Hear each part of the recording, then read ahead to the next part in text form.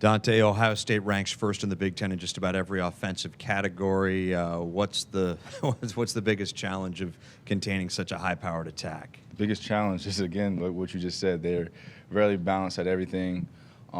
Explosive receivers, explosive backs, big backs. Quarterback talent is tremendous. Heisman front runner. So the biggest focus, again, from the past weeks is Maryland, to be honest.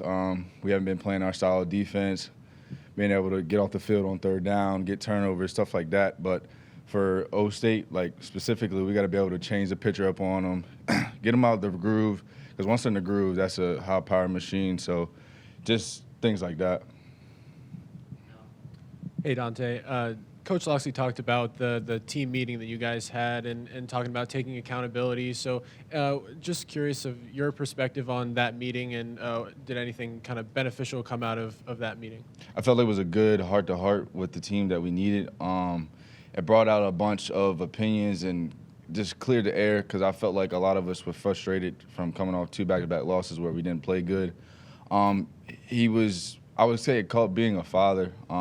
He could have laid us out. He could have did, what we expected to. But he came out. He was like, you know what? I've been talking a lot through the past weeks. I want to hear from you guys. So he gave it up to freshmen, sophomores, seniors. Everybody could speak up. And they just say, where are we at right now? Some people are like, I feel like we're in a soul-searching spot. That's one of the things I touched on. Like, we need to – every position group needs to look at all the things we're doing wrong, things we're doing right, and just, just be able to come out through this week of practice, wipe that all out, and just stack on stack. Hi, Dante. So you just mentioned, each position group focusing on what you need to work on. Despite the opponent that you're going to play, they're one of the best teams in college football right now.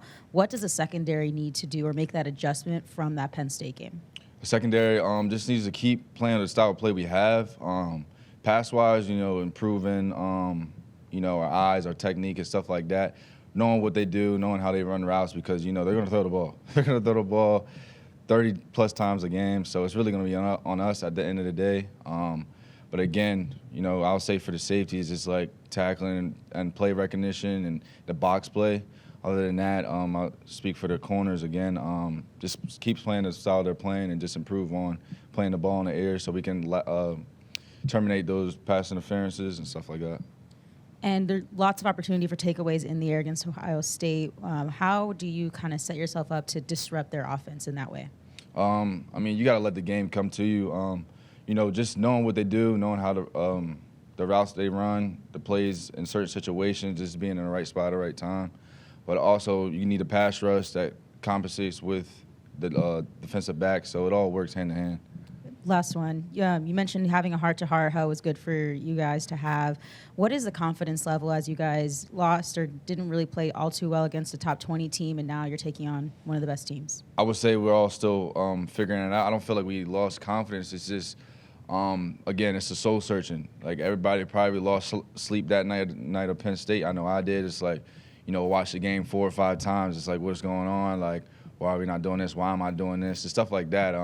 This is really, again, like the soul-searching aspect of it. Sorry to make you think back a year, but that Ohio State game last year, I feel like their receivers did really, really well. For you as a freshman playing in that game, was that at all an eye-opening experience for you just getting into college football? Yeah, it was. I remember I got in like the second drive, and I think it was their homecoming, I believe. I'm not sure. And the crowd was extremely loud, and I got to be in coverage against their top receivers and Wilson and stuff like that. Looking at that team, that was a very explosive team, similar to this year. Now going in from that game, I already got the confidence I needed to be able to compete against this team. But yeah. Anything else?